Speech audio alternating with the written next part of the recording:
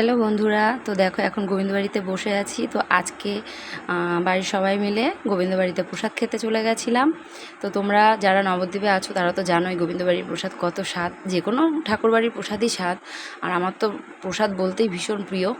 তো মাঝে মাঝেই তোমরা দেখে থাকবে আমি গোবিন্দবাড়িতে প্রসাদ খেতে আসি, বা অন্যান্য ঠাকুরবাড়িতেও প্রসাদ খেতে যাই, ভীষণ ভালো লাগে তাই। তো তোমরা কারা কারা আমার মতো প্রসাদ খেতে ভালোবাসো সেটাও কমেন্টে জানিও। তো এখন দেখো আমরা 3টে সরা নিয়ে নিয়েছিলাম, যেহেতু এক একটা সরা তো এক একজন খেতে পারে না। তো সেই 3টে সরা থেকে সবাই ভাগ করে আর কি প্রসাদ খাবো, সেটাই ভাগ করছিলাম আর কি, দেখতেই পাচ্ছ। তো আমরা বেশিরভাগ সময় এইভাবেই সরা বাড়িতে নিয়ে এসে প্রসাদ খাই। তো আজকে মনে হলো ওখানেই বসে সবাই মিলে এইভাবে ভাগ করে প্রসাদটা খাবো, বেশ ভালো একটা আনন্দ হয়। কিন্তু সবাই মিলে যদি ভাগ করে যে কোনো জিনিস ভাগ করে খেতে একটা আলাদাই মজা, আর প্রসাদ বলে কথা। তো দেখতে পাচ্ছি একটা সরাতে কত প্রসাদ, কত রকম আয়োজন আর কি, সমস্ত রকম দিয়েছে।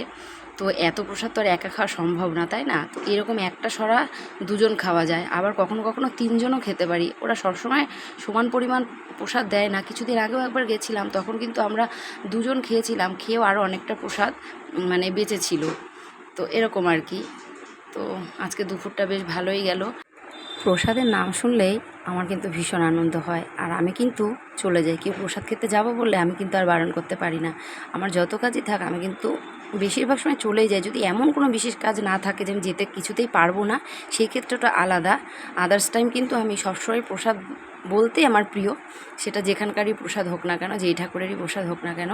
তো যাই হোক বন্ধুরা, তোমরা যারা যারা ভোগ প্রসাদ ভালোবাসো অবশ্যই লাইক কমেন্ট শেয়ার করে যেও, আর ভোগ দর্শন করো, ভোগ দর্শনে দুর্ভোগ কাটে।